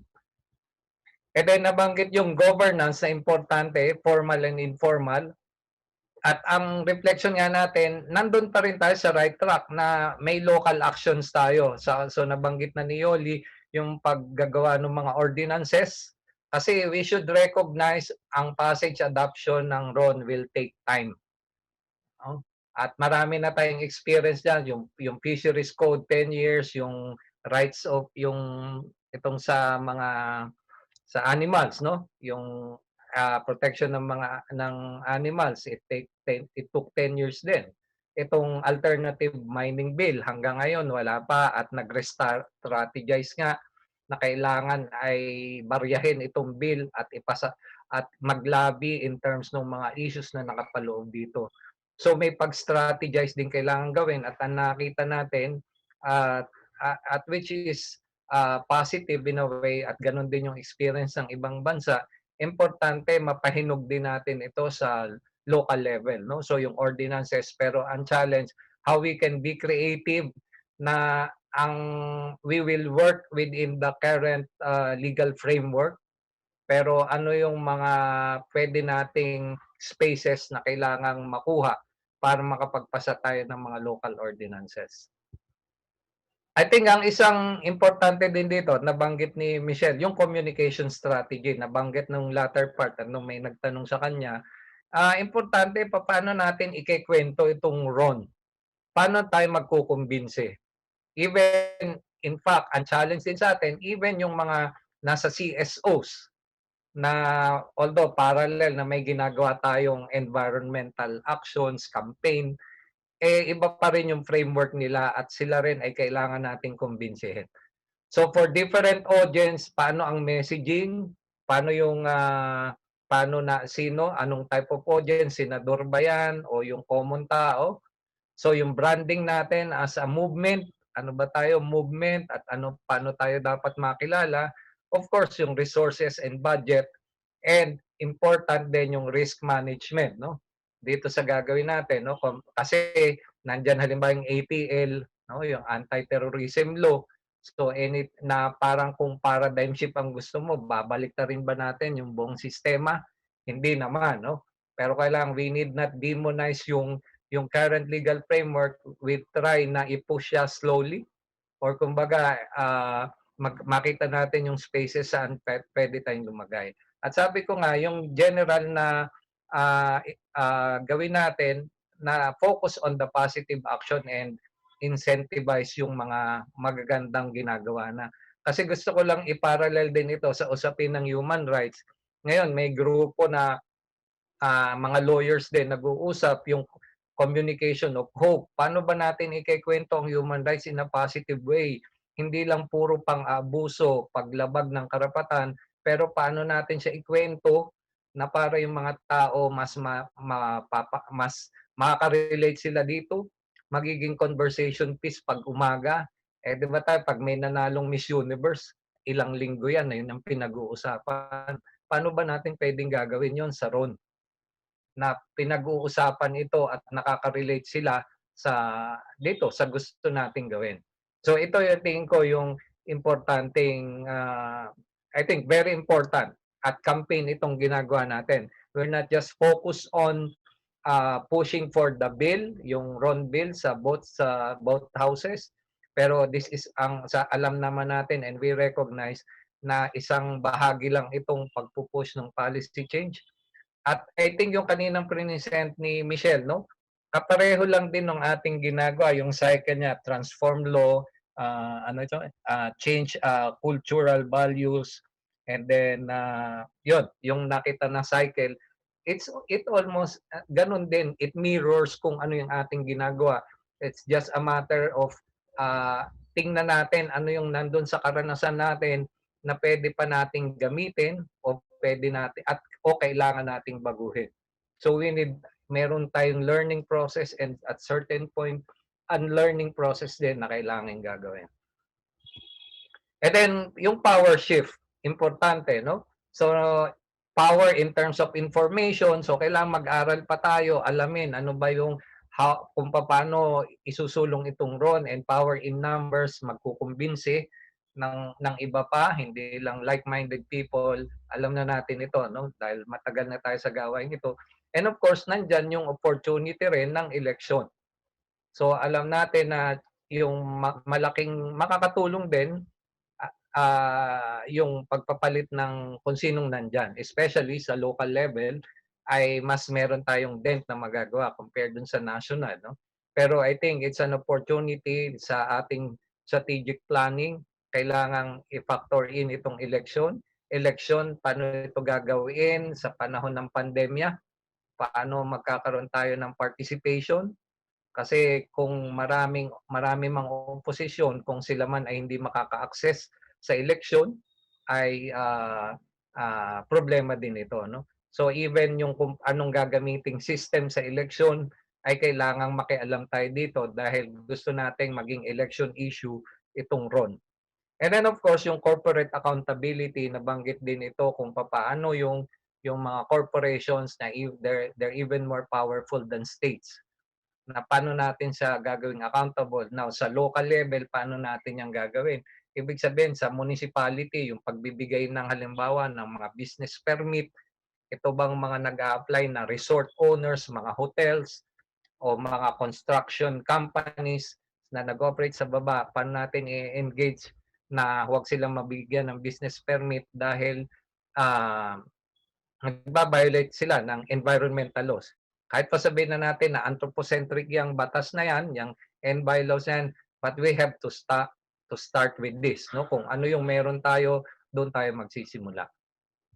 So ito yung tingin ko, yung actions, ipe-frame natin, kung ipe-frame natin sa tanong, I think pinost kanina rin yun ni Michelle, na kinote niya si Mary Margil in terms ng how can we have a healthy relationship with Mother Nature. I think yun, kung gagawa tayo ng thesis, isa yun sa problem statement. How can we have a healthy relationship with Mother Nature from small things to the bigger ones and the greater ones na kailangan natin gawin possibly not even in our lifetime, no? So ang action natin, tingnan natin what do we have, tingnan natin the resources that we have, what we need to avoid, ano yung kailangan nating iwasan. So alam na natin yun, no? So paano ba ito? Kaya I think yung 4th day merong discussion about yung lifestyle, no? Lifestyle change, ano ba yung mga sustainable lifestyle. And then what we need to upscale. Ano yung kailangan nating sa mga experiences natin, o kaya yung inspiration from other countries na pwede nating makita, ano yung pwede nating i-replicate din, no? And then what we need to change, and of course what we need to celebrate, and how do we inspire others. I think itong last point, ito importante ito, and okay yung video kanina na pinakita, it's a celebration of how far have we gone, at ito yung kailangan nating pagtuunan din ng pansin, no? We celebrate yung mga small victories natin. Okay. Marami pong salamat. Thank you so much, Attorney Maki. Yes. I know that we are not supposed to be asking you questions dahil you're supposed to just present to us challenges and their reaction. Pero may question po dito, so ipag-open niyo. Try ko rin sagutin kung kaya ko pa. Try mo po itong sagutin. Is it possible to utilize existing laws and lobby actions based on existing laws? Oo naman po. I mean, una, halimbawa yung local government code, marami po tayong, sabi ko nga, pwede nating i-frame halimbawa doon sa paggagawa ng ordinance, yung general welfare clause na nakalagay nga doon, protection ng ecological balance. Of course, recognize natin na, sabi ko nga, hindi natin kailangang i-demonize yung current setup. We need to start kung ano yung meron tayo. Hindi natin pwedeng palitan at then may void. At saka hindi naman totally masama kung ano yung meron tayo. Kailangan lang natin, so kung wala man yung sa batas, ay kailangan natin na paano siya iti-tweak na para makagawa tayo ng ordinansa. So halimbawa, I think offhand yung nakita natin, halimbawa yung mga indigenous cultural practices, no, though sila ay ito ay sa ancestral domain, pero pwede rin siyang ibatas, no, sa level ng barangay, sa level ng municipality. Pero of course, this will take a lot of work. Pero akong dun sa tanong na pwede, I think we have a lot, even yung envy rules natin, halimbawa yung sa Sierra Madre, kasi we can start with seeking justice dun sa mga taong na biktima, na logical naman yun at natural, no? Pero part of it later, kung paano natin gagawin, that's another question. Pero we start with the first step of implementing yung mga environmental laws at making sure mapapanagot natin ito. Kaya nga, ito, lagi kong nasa ideas din ako. So parang ang unpack na gusto natin, talaga ngayon maging offensive na tayo, mag-file ng mga kaso. I mean, kailangan nating i-engage even yung justice system na bulok. Pero kailangan nating anuhin to, no? Kailangan pa rin hindi tayo magpabaya. We need to continue, no? So kung ano man yung meron tayo, I think there's a lot of creativity na kailangan nating gawin, pero the current legal system may magagawa po tayo, no? Thank you, Attorney. Another one, for somebody who speak the same language with as our legislators, ano po, what strategy daw shall we take on so that the messaging of Ron Bill will be felt or will be accepted by our lawmakers? I think pwede nating, ako, sa experience din, di ba? Mag-start, ano ba, itong gamitin natin itong mga naging crisis nang nangyari, no? Saan itong pandemic? I mean, itong pandemic, it showed kung gaano ka hindi makatarungan yung sistema natin, no? Maraming nakita natin kung maraming naiwan at maraming nakulong dahil mahirap sila, walang pambiling face mask, no? Etc., no? Pero yung ang ano natin dito, importante pa rin na ang gawin pa rin natin na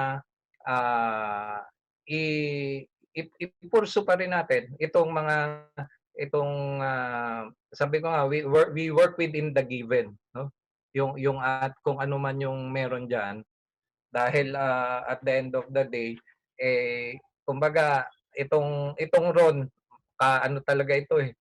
Sabi nga, malamang ma-brand din tayo later na terorista. So, paano yung framing na gagawin? Yun nga, yung paano natin, kasi ito, laging naisip kong example, halimbawa, nung nagkaroon na nyo kung gaano kabilis na ipasa yung Climate Change Commission, nabitay si floor contemplation sa Singapore, ang bilis nagkaroon ng batas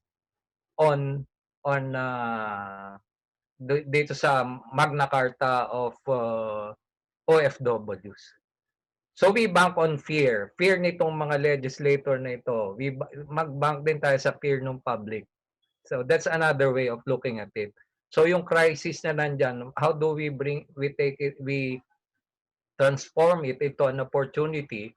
So these are, sa kampanya, kung kampanyador ka, makita mo yan na opening sa'yo na hindi naman exploit, pero information-based, evidence-based na pagkumbinse.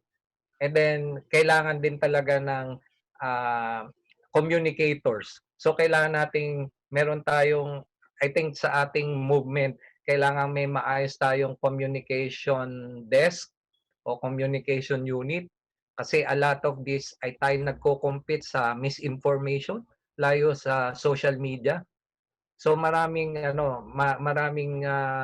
kailangan gawin in terms of paano natin magiging palatable, paano magiging chewable itong mga big words na sinasabi natin. But kailan sa planning, I think isa ito sa dapat nating pag-usapan. Thank you, Attorney. Another question, and I think this also relates, this is also one of the questions na tinatanong sa atin palagi kapag we are doing lobbying works. Ano po? Because, sabi nga ni Kuya Edil, there are existing laws which are not implemented or not fully implemented, and like yung Clean Air Act, Clean Water Act, Solid Waste Management. How are we maximizing these laws, or do these affect our campaign to pass the rights of nature law? Or better, papaano yung interrelatedness nitong mga existing laws natin with the rights of nature bill? Okay. Salamat, Idil, no, doon sa tanong. Ako, nag-agree ako na may effect ito, no? Kasi kung tayo naglalabi pa tayo ng bagong batas, itong mga existing, di nga natin ma-implement eh. Kaya isa yon na hindi naman tayo maging litigus, pero it's about time na we should be on the offensive in terms of filing cases, lalo na sa mga korporasyon na siya nag-perpetuate nitong karamihan na environmental problems like sa mining, no, lalo na sa mining. At itong mga batas, sabi ko nga, parang lagi ko sinabi example, parang yung itak na nakasuksok lang, ganun yung batas eh. Kasi pag di mo ginagamit, hindi siya na-institutionalize. Marami, yung simpleng jaywalking law. Marami tayo yung pagtataan ng basura. Wala namang, hindi siya na-implement ng maayos. No? So, challenge yun. But it should not stop us from pushing about the law. Pero I think yung pagpapile ng case also will mag-a-add sa doon sa jurisprudence ng ating environmental justice. At pagyaman yan, mas nade-develop yan at mas sumasabay kasi yan sa panahon din eh. No? Yung batas, yung sumasalamin yan kung ano yung ano ngayon, ano yung dominant na consciousness. So ganon din natin, challenge talaga yun, yung pag-implement, pero dapat ay tingnan natin ito na we do it hindi one after the other. No? Tingnan natin kung paano pwedeng naglalabi tayo at the same time magpapile tayo ng case, at which means na we need more resources on that kasi wala namang masyadong end by lawyers at karamihan pro bono. So kumbaga ito yung mga konsiderasyon, the practical things that we need to consider, no? Yun doon sa campaign natin.